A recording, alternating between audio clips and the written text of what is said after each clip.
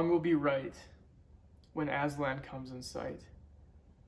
At the sound of his roar, sorrows will be no more. When he bares his teeth, winter meets its death. And when he shakes his mane, we shall have spring again. I love this poem. It makes me think of Jesus coming again and making everything right, restoring all things to the way that they were meant to be. And I think that's exactly the point of this poem. Maybe you recognized it. Maybe you've read it before. In fact, today's hero wrote it many years ago. It comes from the Chronicles of Narnia, The Lion, the Witch, and the Wardrobe, written by C.S. Lewis. And like I've told you all before, when you have the initials for your first name and then a last name, you're something pretty special. Think about it. If I went by P.A. Erickson, just by doing that, I sound 5 times smarter.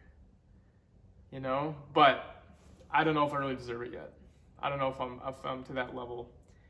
But C.S. Lewis, his real name was Clive Staples. Clive Staples Lewis. And he did deserve that title. He did deserve the 2 initials in front of his last name. And there were so many things that C.S. Lewis did and said that made him an amazing person. But I think one of the best ways to describe him is as a storyteller.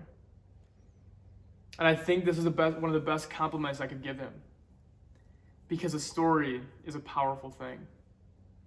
And a lot of times we think about stories as just being stories. They're not true, they're not real, don't really have any real impact on our lives.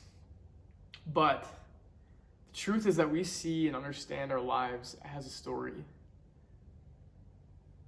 But there was one story that made C.S. Lewis really uncomfortable. The story of Jesus.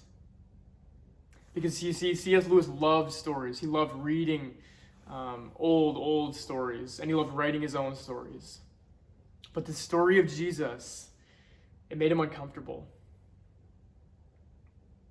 But when he stopped running away from Jesus and embraced him, understanding his own life story in light of Jesus, things became so much clearer. So who was he? Who was C.S. Lewis? Well, he was born in 1898 in Belfast, Northern Ireland. And he was born into a Christian family, right, a Protestant Christian family, but he rejected it when he was a teenager. And he became an atheist.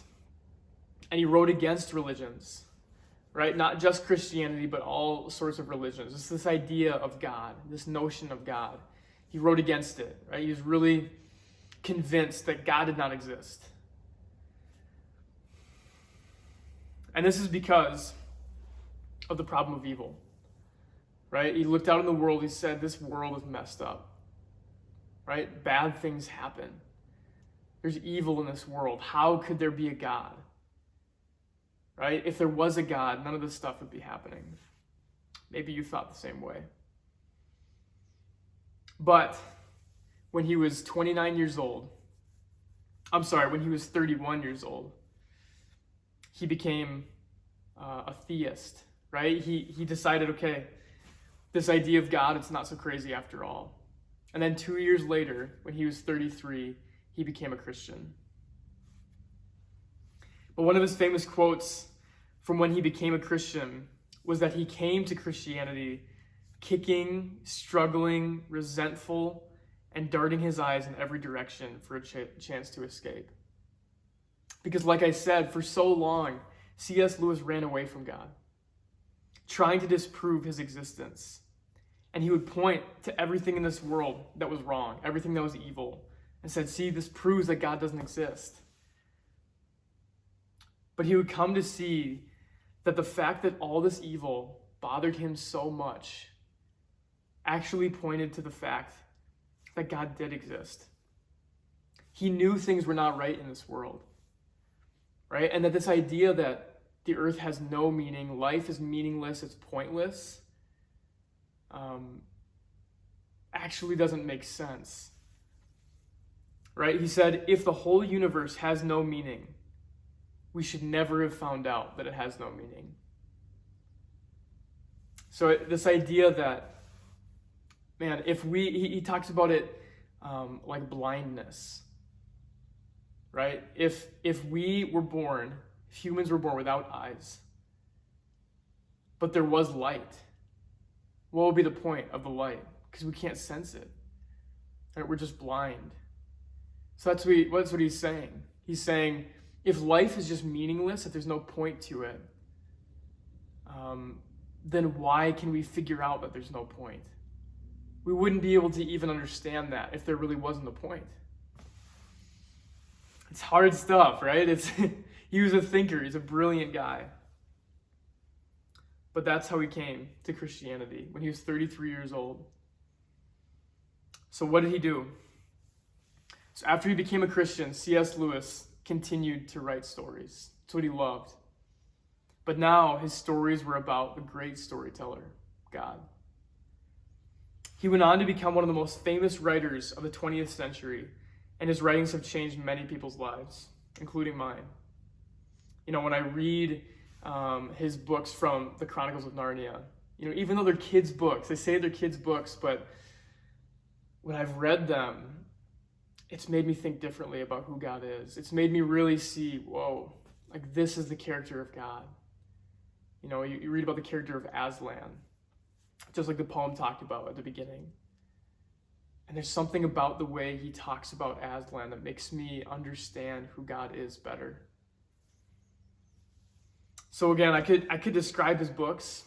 I could lay out the Chronicles of Narnia, Mere Christianity, The Great Divorce, all of these things, all of these books. I could explain them to you and try and tell you why they're so powerful. But I think it would be even better if everyone watching went and read a book by C.S. Lewis yourself. You never know what you might learn. Okay, so here's the payoff, right? Here's why it matters. This is the really important thing that C.S. Lewis learned and that I hope you learn and take from his life. That God has created a story of each one of our lives. And he created them in such a way that they are only completed when they are seen in the light of Jesus and Jesus' story, right? Because here's the truth. The story of Jesus is not just a fairy tale.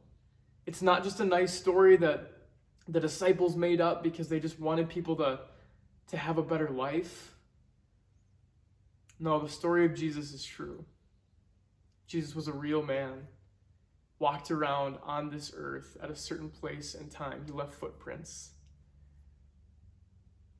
But the crazy thing is that your life only makes sense and is completed when it's seen in light of the story of Jesus. That he came to this earth, right? God in human form, the Son of God. He came to this earth, he lived a perfect life, and he died, unjustly died, because he didn't do anything wrong, right? He was nailed to the cross, and then 3 days later, he rose again, and he conquered death, and he conquered sin, so that you could be in a relationship with him, be in a relationship with the Father. Your story will never be complete until you understand that your story comes underneath the story of Jesus. Right? That's when the story really gets good. That's when you want to keep flipping pages and seeing what's going to happen next. That's the great adventure that we live as Christians. And I think C.S. Lewis knew that very, very well. And he knew the power of a story. So I hope that as we go forward, you'd see your lives as stories, but most importantly, that you'd recognize the most important story, Jesus. Thanks for watching.